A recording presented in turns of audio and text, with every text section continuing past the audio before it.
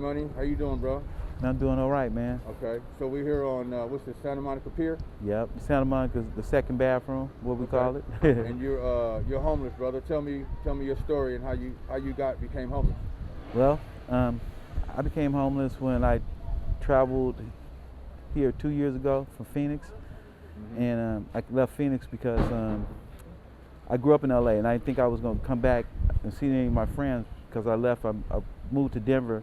I was there for 24 years. I raised my family, and my wife got sick, so she went to Phoenix. So I went down to work out our relationship, and then when I was there, I was pretty successful, but I wanted to come back to LA, and I came back to LA, and I found it like in anarchy. I mean, I'm talking about total, like, I couldn't believe what I saw. I mean, I couldn't believe I saw, like,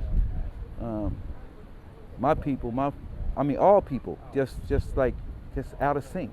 That's all I could say. I mean, I never seen anything like it before in my life. I saw it in Phoenix, but I knew LA couldn't follow like that. And so when I went to the GR to get some money, because I couldn't get a job right away, and I had resumes. I was online putting out resumes like 10 a day, and I couldn't get a response.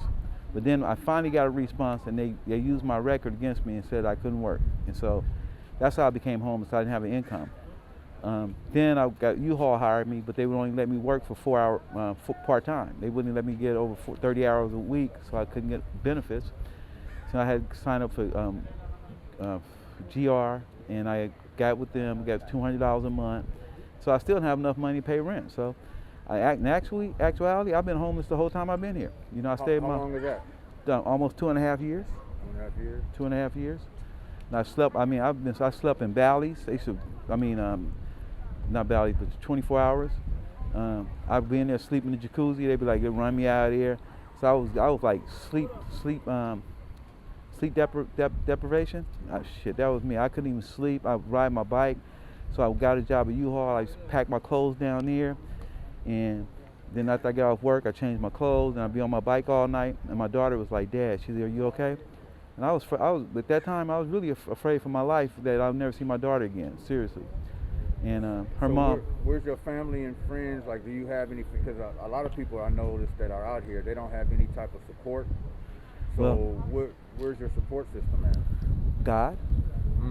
God. That's my support system. I mean, He's never let me down. I mean, even though I'm homeless, I've never really wanted or needed anything besides, a place to live. But He's always put me first, and I know that because look out, I'm still looking okay. I'm not as what can I say, together as I normally would be, but it's just that it seemed like I'm one step off from making it to housing and stuff like that. But it's a shame that a man I just turned 60 on January 6th, and I went to college. I played tennis, and I have a degree in marketing. And for me not to have a job at this time, it's ludicrous. I mean, my unemployment, they're paying me $154 a week. I had a contract with RGIS Inventory. I got hired January 29th. I was making $80,000. So my salary was $25 an hour plus commission. And so that would equate to, like, after we did the inventory, I could have made anywhere from $60,000 to $70,000, $75,000 guaranteed money. I didn't get a chance to work because Corona hit, and so they stuck me at $154 a week. The $600 helped for $754, but it ran out for me in August. And when it ran out, they're like, "Well, sorry." I'm like, "Sorry." So I had to fend for myself since then. I had to do whatever I could to survive. And so you said you have a degree in marketing? Yeah. San Diego State, 1983, class of '83. We won the WAC. Well, we won the WAC championship like twice, but in '83, my senior year, we won OHI, which is our state championship. With UCLA, USC as a team, we won. And I was a player coach that year. So that was a great accomplishment for us to be sent for a WAC team at the time, WAC conference, to be the Pac-10 conference. Do you so you sleep on the beach in a tent? No, I have. My first night I came out here, I slept in the patio. I just got a blanket, and the homie put a blanket on me, and we slept right there on the floor, on the hard concrete. And So where do you sleep now? I got a hostel. I was staying in a hostel for like a week. A hostel? A hostel where it's like a hostel is where you pay, say with service for surfers. But when a surfer comes from out of the country, Oh, okay. you pay it's like a dormitory. So I stayed in the hostel like for 3 weeks.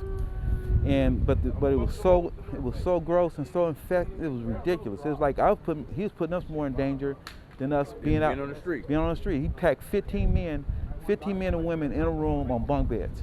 Then he robbed me for $160, and I lost all my tennis rackets and everything. This guy gets away with murder. And the girl that I saw him on the beach, so he moves this hostel like every 3 weeks, and he gets evicted, and then he takes all our money, and Booking.com is booking this dude and letting this dude get away with it. He stole $160 from me, and then I had to come. That's how I ended up actually not having a place to shower, clean up, shave, and stuff like that because of him stealing my money. And then what happened? I got a tent. And I went on Third, where Third is where most Third and Rose is where it's a community group that take care of mostly black people, but they take care of everybody. You know what I mean? Okay. It's not even black. It's Venice.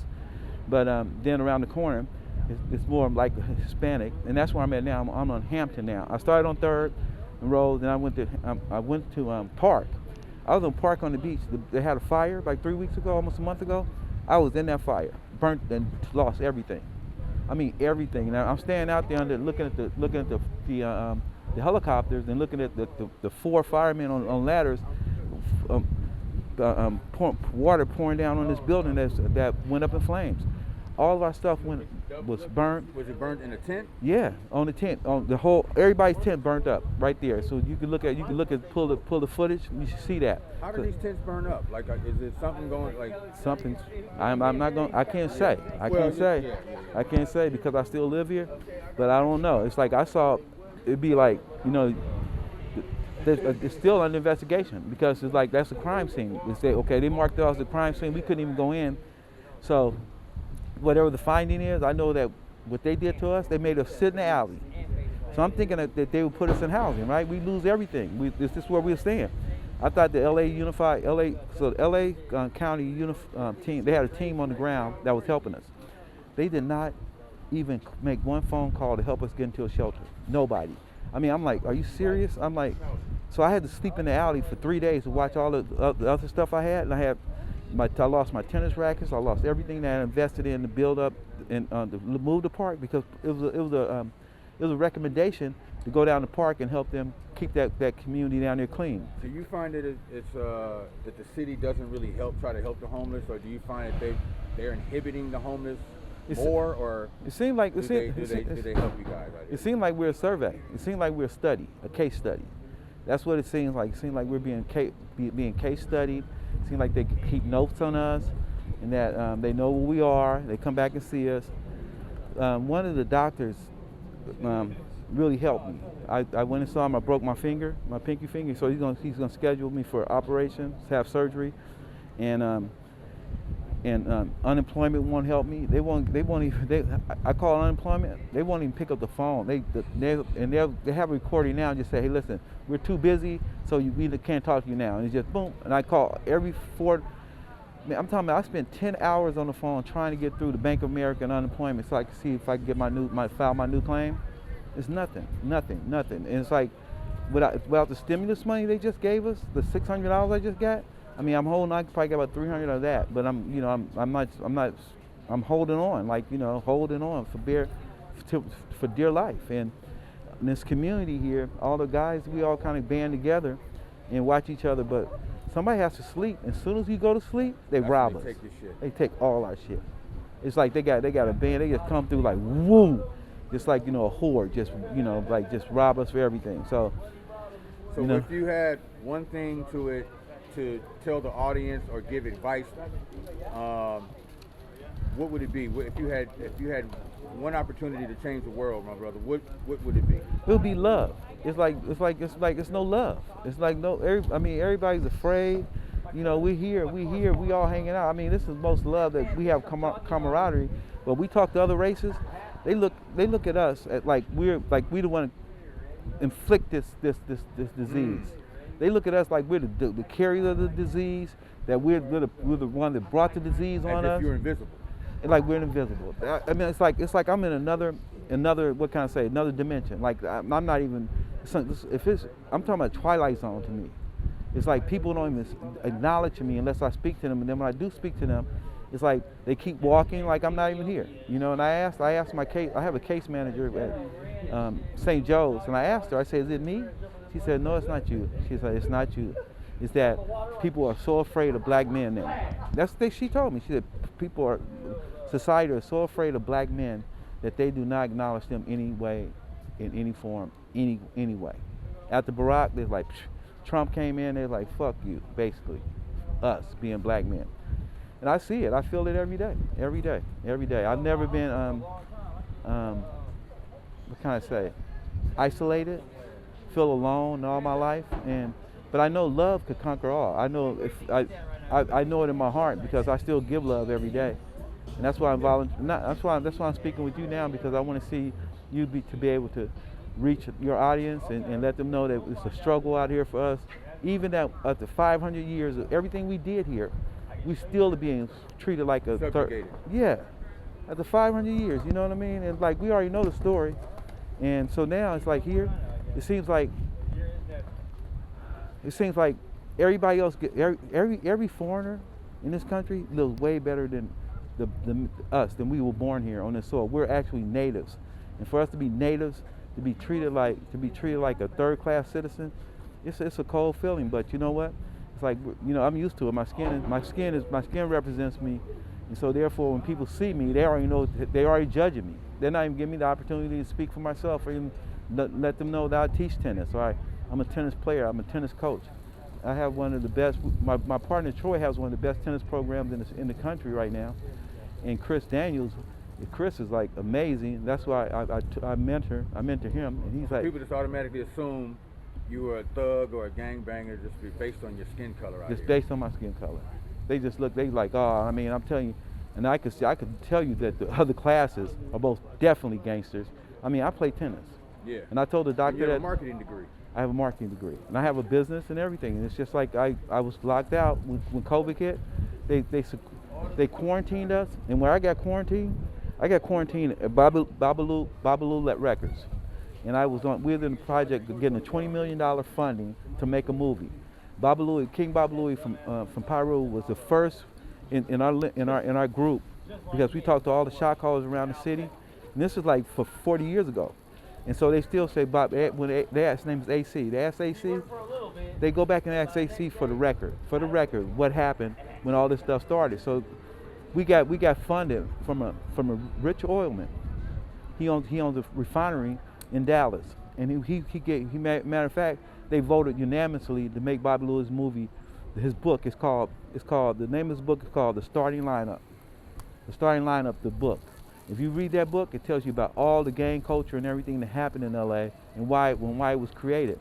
And that would give you a good idea of what we're going through. It's a civil war what we have. It's just not just a red and blue thing. This is a civil war. It's like cousins and cousins, brothers and brothers, mothers, and it's like this is a civil war. I mean, I'm talking about, you talking about something that still lives on, it lives on. And that kind of like what it did was that when Bobby Lou saw me, he said, man, you know what? You need to come around me every day, because only thing you have to say is something. You have something to say, positive to say about every situation that I talk about. But it's not that it's positive. You try to find a way to uplift the person that I'm talking about. He said, man, that's what we need. And so that's what I represent. I try to uplift everyone that I meet and try to do I extend myself to do more for another person than I do for myself. Well, brother, I wish you the best of luck, man. And I know it's hard out here. Yes, it is. This is why I'm, choosing to do this channel, to bring awareness to this situation. Yes. To help people like yourself. And I thank you for giving me opportunity to interview you.